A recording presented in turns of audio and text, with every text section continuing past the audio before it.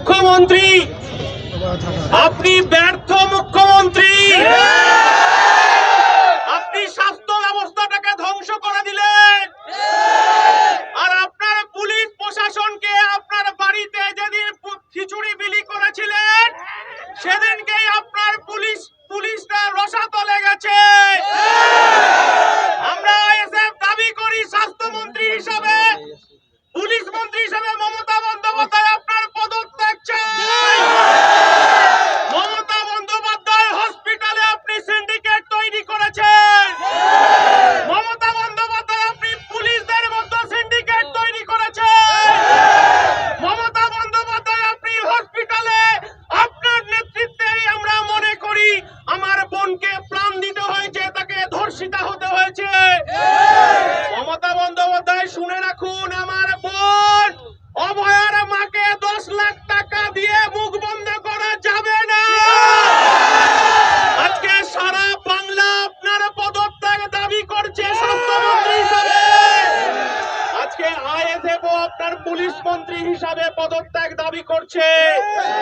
আজকের এই মিছিল সারা বাংলার মায়েরা রাত জেগেছে, আইএসএফ আজকে রাস্তায় নেমেছে। শুনে রাখুন, পাড়ায় পাড়ায় আমরা আর অভয় হতে দেব না। আজকে তৃণমূল কংগ্রেসের শিক্ষা সেলের রাজ্য সভাপতি আমাদের সুব্রত গুহ আমাদের মিছিলে পা মিলিয়েছে। মমতা বন্দ্যোপাধ্যায় শুনে রাখুন, আপনার শেষের শুরু।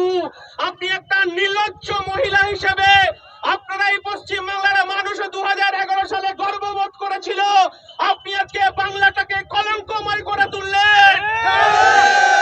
আমরা আইএসএফ এর পক্ষ থেকে তাই এই রাজপথের লড়াই আমাদের জারি থাকবে।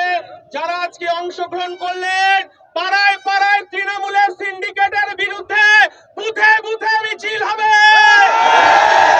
তৃণমূলের বুক কাঁপিয়ে মিছিল হবে, তৃণমূলের দালালদের বুক কাঁপিয়ে বুথে বুথে মিছিল হবে। আজকে আমরা শপথ নিচ্ছি, আপনারা বাড়ি বাড়ি যান, বাড়ি বাড়ি গিয়ে শপথ নিন। আবার বুথে মোমবাতি মিছিল করতে হবে, সিন্ডিকেটের বিরুদ্ধে লড়াই জারি রাখতে হবে, এই লুটের পঞ্চায়েত পৌরসভার বিরুদ্ধে লড়াই জারি রাখতে হবে। এই কথা বলে সকলকে সংগ্রামী অভিনন্দন জানিয়ে আগামী শুক্রবার 23 তারিখ কলকাতার রাজপথে আমরা আরজি করের অভিমুখে যাব।